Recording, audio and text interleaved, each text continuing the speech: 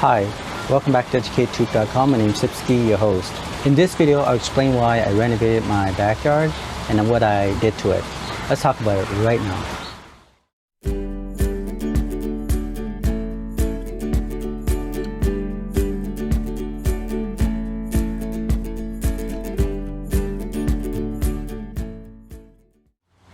Alright, so during late spring, I was looking outside my backyard and I realized it looked quite messy. And so I decided to change it. So have a look at the picture here. That's what it looks like. And I thought, you know, why don't I renovate my backyard this year and see what I can improve on. I didn't want to spend more than $1,000. So that was my budget. I want to make sure I don't go over that. So what I want to do is get rid of my vegetable garden. Not completely out, you know, maybe make a raised box where I can put some vegetable that I can grow and then go from there, but giving it a little small space or area just to do that. But the rest of them, I'm going to replace it with a patio stone so I can just open up the area. And the waterfall, I would have to improve on that as well. I found out also that the motor pump has broken down and I had to replace it.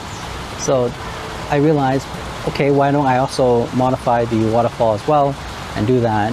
And the gazebo as well, because the gazebo, you know, I temporarily put in a layer of plastic or roofing layer to prevent it from soaking into the gazebo and cause mold to the wood. But this year I actually decided to go further and put in the roof shingles on top of it to make it look more professional and also to safeguard another layer from the water leaking in and causing mold in the gazebo. In addition, I also paint the inside as well, just to prevent again mold and any type of leak that might come through. And also it looks quite good as well. We also bought outdoor furniture, you know, but it has to be very minimal.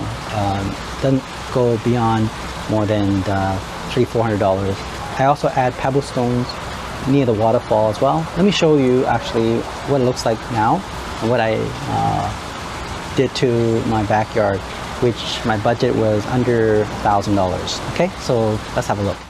All right, so the first thing I did was I painted the gazebo. I bought a used paint from a hardware store.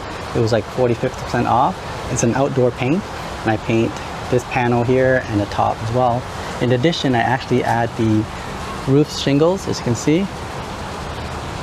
And yeah, it took me maybe half a day to do the roof shingles, and it cost me about $50 to do that. Let's move on to here. As you can see, previously this was a vegetable garden and I replaced that with flower garden. Here you can see it was kind of like a grass and some bit of pebble stone from previous years.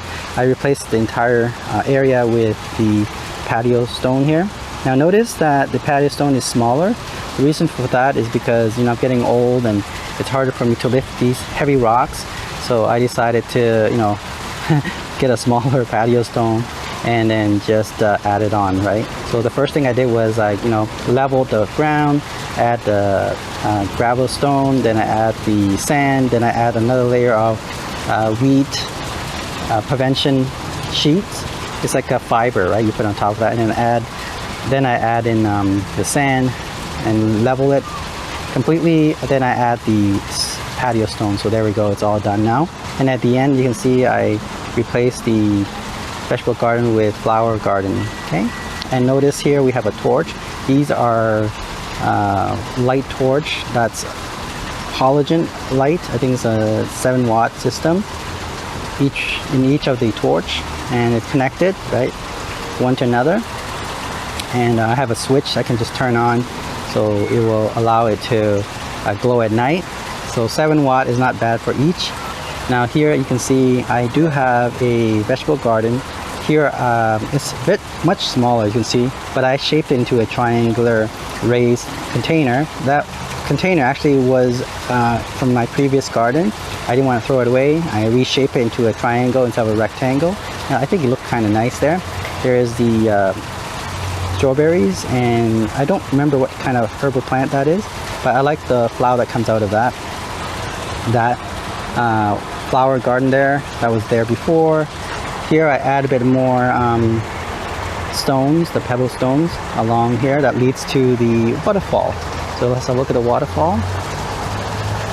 Here the waterfall, I actually put a wall on top of that. It looks nicer, as you can see, and I put the plants around it, right?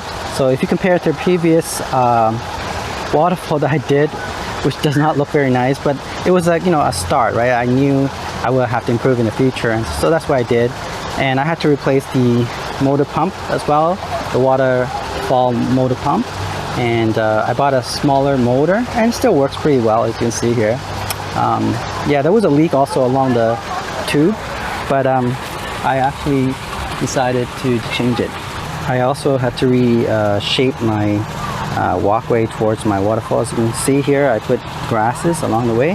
My son gave me suggestion to how to shape the backyard. So he said to add more greens, so that's what I did here. Okay, add some flowers there. So the fire pit is still there, but I had to dig a hole in there and surround it with bricks, as you can see here. Okay, so all the ashes will fall into that hole there. And notice here the stones, these big huge boulder stones are moved around to give it shapes and symmetry, I guess. I don't know if you can call it symmetry, but it looks kind of nice. And look into the garden there with the waterfall. Okay, and yeah, that's about it. We did purchase a new barbecue grill that's portable, by the way. So yeah, and then of course here you can see my gazebo. We did buy the furniture. Okay, these nice furniture with the table there, and all these was under my $1,000 budget. We do have the air con in here in case, you know, it's very hot in the summer. We'll turn it on, or if it's very cold, we'll turn on the propane heater, so it has ability to cool us down or heat us up. Okay, as you can see, that's what I did. I think the hardest part was actually this here, the patio stone. It took me, you know, 3-4 days to clear the ground, and then, you know, putting the stone in there. I had to level everything. I think at least 4 days actually. And then I had to move the stone one by one by myself.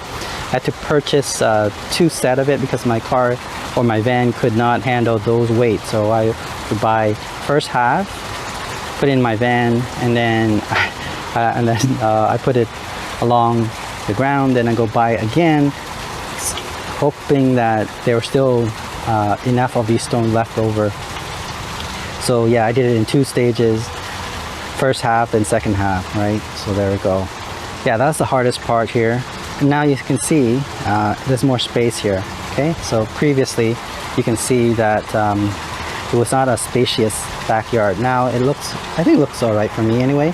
When you design your backyard, it's really up to you how you want it to look. For me, I just want to have a fire pit, I want to have a waterfall, I want to have a water garden, I have a lot of space to sit and enjoy. As here I have another bench here I can sit, right? Other than, of course, the one that's shaded. Okay, I think the backyard is okay now. I'm pretty happy with it. I don't think I need to change anything in the future. If my gazebo needs to replace because it's leaking or it's rusting, it most likely will happen in the next 10 years, but I think it's gonna be okay for now. Maybe it'll last me another, hopefully another 10 years, right? And then I'll get a real good gazebo. But for now, I'm happy with it. And I really like the waterfall. I like how, you know, it just soothes you when you're sitting in the backyard hearing the water. You know, I didn't spend that much money actually. Everything for the waterfall anyway cost me less than $500. It's actually the labor cost, right? Like if you have someone doing it, it'll cost like, you know, a couple of $1,000s. But if you did it yourself, obviously it won't cost as much. And that's what I did. And so yeah, I want to keep the budget very low and maximize the design of the garden without spending a lot of money. All right, so if you enjoyed this video, don't forget to subscribe and give me a little heart of appreciation. I'll talk to you soon. Bye.